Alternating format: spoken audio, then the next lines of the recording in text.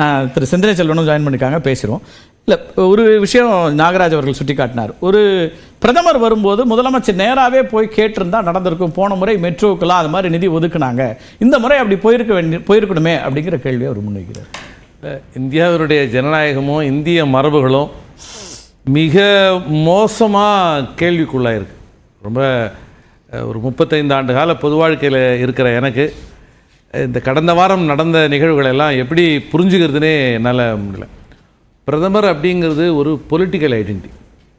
ஒரு ஆன்மீகவாதியாக நான் ராமரை கும்பிட்றதோ, சிவனை கும்பிட்றதோ, முருகனை கும்பிட்றதோ, எனக்கு 1000 உரிமைகள் இருக்குது. அப்படி யாராவது வணங்குவார்களானால் அந்த வணக்கத்தை புனிதமாகவும் மதிப்பாகவும் நம்ம பார்க்க வேண்டிய கடமை இருக்குது. ஜெய் ஸ்ரீராம்னு சொல்லி நீங்கள் உங்கள் கோவிலிருந்து, உங்கள் வீட்டிலேருந்து, உங்கள் ஆன்மீக வழிபாட்டில் நின்று நீங்கள் ஒரு முழக்கம் எழுப்புனீங்கன்னா அது ஒரு புனிதமான முழக்கம்னு நான் அந்த மதத்தை சார்ந்தவனா சாராதவனா என்பதெல்லாம் தாண்டி இறைவனோடு அவர் பேசுகிறாரு, இறைவனுக்கு அவர் அப்படின்னு சொல்லி நம்ம பார்க்க வேண்டிய ஒரு கடமை இருக்குது.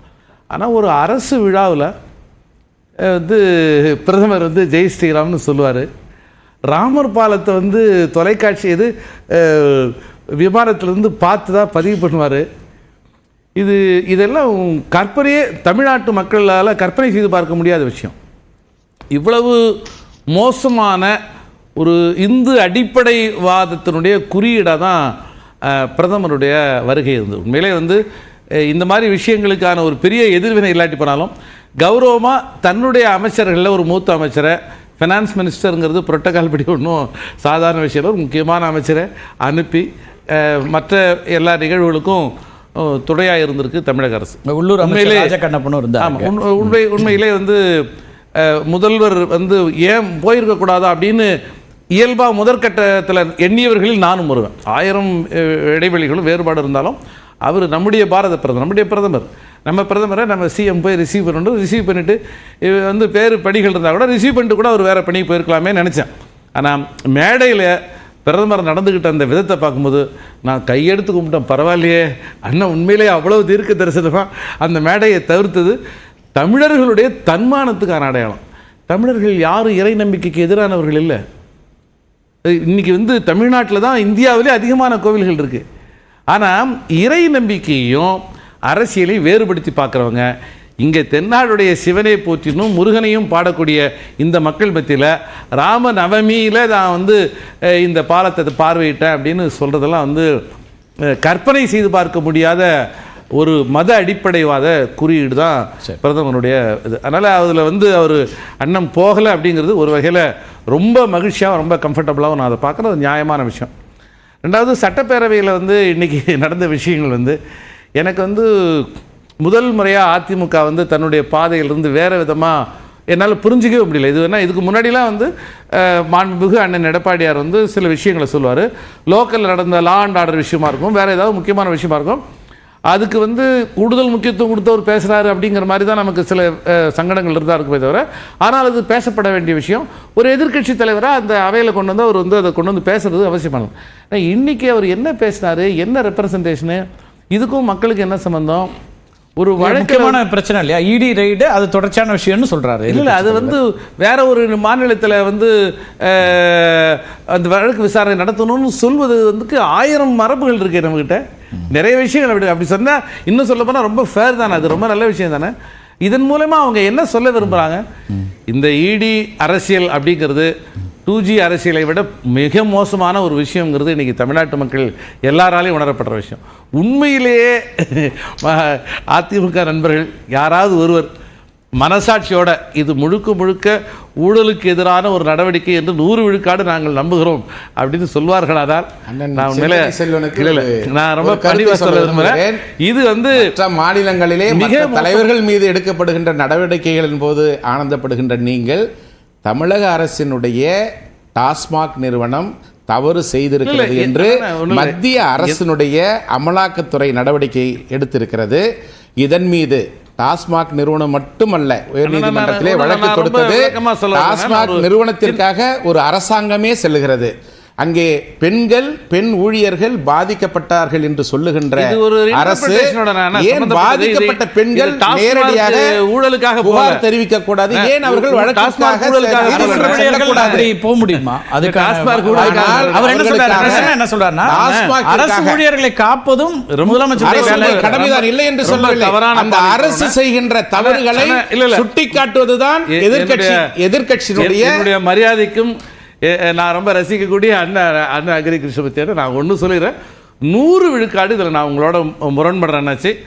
இன்னைக்கு பாஜக என்ன சொல்றான்னு கேட்டுக்கணும். என்ன சொல்றான்னு கேட்டு உங்கள்கிட்ட வரேன். ஏற்று துதிப்பதற்கு உங்களுக்கு எல்லா உரிமை இருக்கோ அதே மாதிரி 100 விழுக்காடு பாஜக ஆட்சிக்கு வந்த பிறகு நீதிமன்றங்கள் உட்பட ஒரு அந்த அரசனுடைய இன்ஃப்ளூயன்ஸ் இருக்குது.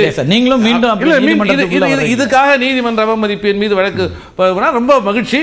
நீதிமன்றம் உட்பட இன்னைக்கு பாஜக அரசனுடைய பொது கருத்தியலுக்குள்ளார சிக்கி கொண்டிருக்கிறது என்கிற ஒரு வருத்தம் எல்லா ஜனநாயக சக்திகள்ட்டையும் இன்னைக்கு உருவாயிருக்கு. பாபர் மசூதி இடிப்பினுடைய தீர்ப்பே அப்படிதான் சார். அது ஒரு நீதி தீர்ப்புகள் விமர்சிக்கப்படலாம். நம்ம அதுக்காக ஒட்டுமொத்த ஒரு சிஸ்டமே அது பாஜக உருவாக்கிய பொது உளவியலிருந்து தான் அந்த மாதிரி ஒரு படுமோசமான தீர்ப்பு உருவாச்சு. ஒரு பாபர் மசூதி இடிக்கப்பட்டதை ஏற்றுக்கொண்டிருக்குது இந்திய. இன்னைக்கும் நம்முடைய நம்பிக்கைங்கிறது நீதிமன்றங்கள் தானே. இறுதி நம்பிக்கை வேற என்ன இருக்கு? இல்ல அப்படி இல்ல. அந்த இறுதி நம்பிக்கைக்குரிய நீதிமன்றங்களும் கூட இன்னைக்கு அது ஒரு நெருக்கடி இருக்கு. அந்த அடிப்படையில் அமலாக்கத்துறையினுடைய இந்த செயல்பாடு 100 விழுக்காடு 1000 விழுக்காடு அரசியல் நோக்கம் கொண்டதாகவே நாங்கள் பார்க்குறோம். 400 நாட்கள் அவங்களால் சிறைப்படுத்தி வச்சிருந்தாலும் இதே அளவுகோல் எல்லா இடத்திலும் இருந்திருக்கிறதா? ஊழலுக்கும் லஞ்ச லாவண்யங்களுக்கும் எதிராக எல்லா இடத்திலும் இந்த குரல் வந்திருக்கா? எங்கெல்லாம் எதிர்க்கட்சி மாநிலங்கள் ஆளுகிறதோ அங்கதான் அமலாக்கத்துறையினுடைய இந்த வேலை இருக்கு. இன்னைக்கு நடந்திருக்கிறது நீதிமன்றம் வேறு மாநிலத்தில் இது விசாரிக்கப்படணும் என்று சொல்வது எல்லாமே ஒரு நீதிமன்ற நடைமுறைக்கு உட்பட்ட ஒரு பிரேயர் தான். சட்ட ரீதியான ஒரு பிரேயர் தான் எதிர்பார்ப்பு. இந்த பிரேயர் அது முடிவு பண்ண வேண்டிய இடத்துல நீதிமன்றம் தான் இருக்கு. அந்த நீதிமன்ற நடவடிக்கைகளுக்கு அரசியல் சாயம் கற்பிப்பது. அவர் எதிர்கட்சி தலைவர் என்ன கேட்டால், தமிழ்நாட்டில் இருக்க நீதிமன்றங்கள் மீது நம்பிக்கை இல்லையா, உச்ச நீதிமன்றத்துக்கு ஏன் போகணும் அப்படின்னு இந்த கேள்வியே ரொம்ப ஒரு அகடமிக்கா ரொம்ப லோ லெவல் கேள்வி. இப்போ நீங்கள் இந்த நீதிமன்ற இப்போ இதை வேறு இடத்துக்கு மாற்றுங்கன்னு சொன்னால் இதன் மீது நம்பிக்கை இல்லை என்று பொருள் அல்ல. அது அப்படி புரிந்து கொள்வதானால் அது ரொம்ப மலினமான புரிதல். அப்படி பொருள் அல்ல. இதன் அடிப்படையில் அண்ணன் இல்ல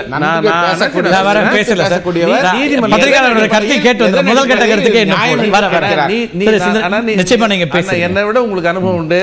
நீதிமன்ற நடைமுறைகள்ல பல மரபுகள் இருக்கு. நீதிமன்ற அந்த சட்டத்திலே இருக்கு. எந்த மாதிரியான விஷயங்கள்ல வேறு ஒரு இடத்துக்கு மாற்ற வேண்டும் என்று கோருவதற்கு அரசுக்கும் உரிமை இருக்கு. அந்த நீதிமன்ற விசாரணையில் இருக்கிறவர்களுக்கும் அந்த உரிமை இருக்கு. நாங்களே அது மாதிரி பல தருணங்கள்ல மதுரையில் நடந்த ஒரு வழக்கை நாங்கள் சேலத்துக்கு மாத்தினோம். அதனால மதுரை நீதிமன்றத்தில் சட்ட ரீதியாக இருக்கக்கூடிய வாய்ப்புகளை பயன்படுத்துவதில் தவறு இல்லைங்கிறீங்க.